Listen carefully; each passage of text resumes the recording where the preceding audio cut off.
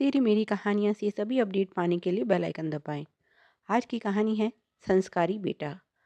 जब से यहाँ इस फ्लैट में शिफ्ट हुए हैं, रिश्ते में ननद लगने वाली सुरभि दोपहर में काम खत्म होते ही दीपा के यहाँ चली आती है। उसकी रोज़ रोज़ की वही फालतू बातें सुन सुनकर दीपा बोर हो गई है, पर रिश्तेदारी का सवाल होने के कारण उससे कुछ कहते नहीं बनता। दोपहर के समय उसे कुछ फुर्सत मिलती है तो वह या तो आराम करती है, यदि आराम नहीं कर रही तो अपने बालों या स्किन के लिए कोई होममेड पैक बनाकर उसे इस्तेमाल करती है। उसे घर डेकोरेट करना भी खूब पसंद है। अपनी बनाई कई पेंटिंग उसने दीवारों पर सजाई हुई हैं। हॉल में लगी उसकी बनाई राधा कृष्ण की पेंटिंग तो सबका मन मोह लेती है। उसमें एक अच्छे चित्रकार के सभी गुण हैं, बस बच्चों के साथ अपने शौक के लिए समय नहीं मिल पाता। उसकी बेटियां सुहाना और रिद्धिमा इस समय क्रमशः 9वीं और 11वीं में पढ़ती हैं। दोनों को पढ़ाने की जिम्मेदारी भी उसी की है।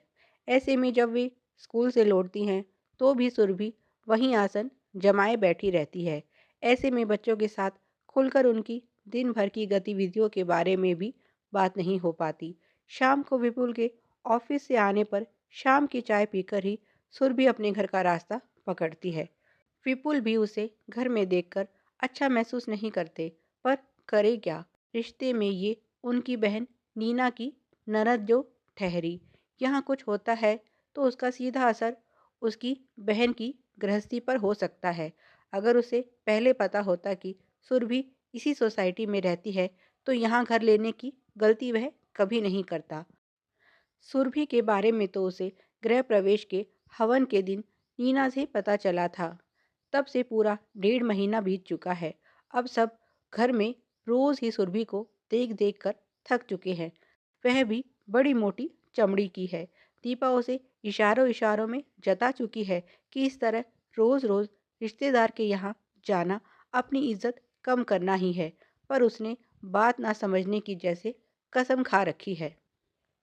फिर रोज़ ही पड़ोसियों की बुराई करना और अपनी और अपने बच्चों की बढ़ा चढ़ाकर बातें बताना कोई कैसे सुने।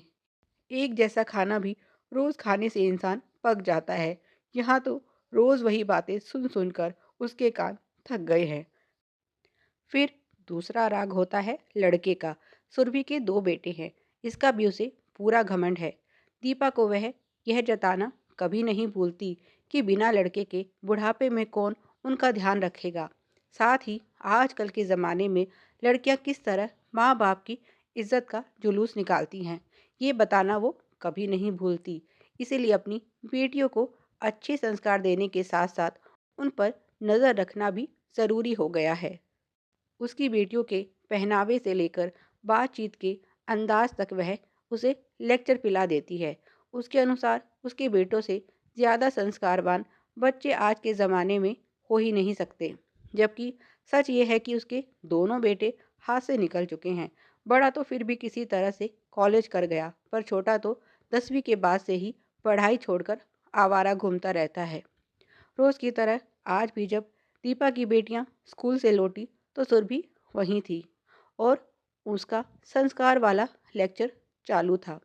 सुहाना ने उसे नमस्ते किया और बोली, बुआ जी, आज जब हम स्कूल से लौट रहे थे तो सोसाइटी के बाहर जो चौराहा पड़ता है वहाँ कुछ समय के लिए हमारी बस रुकी थी, तो हमने देखा आपके संस्कार वहाँ लोट-पोट हो रहे थे।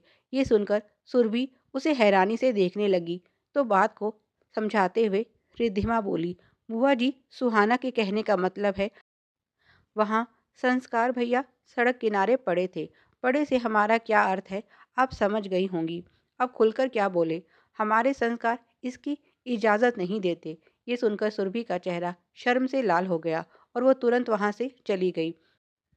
उसके बाद फिर जब वो अपने संस्कारों की पोटली उठाकर दीपा के घर कई दिनों तक नहीं आई तो एक दिन दीपा ही उससे मिलने पहुंच गई, पर ही वह उल्टे पांव लौट आई। सुरभि के फ्लैट से बाहर तक आते शोर और अपशब्द सुनकर वो सारा माजरा समझ गई। घर में जोरदार लड़ाई चल रही थी।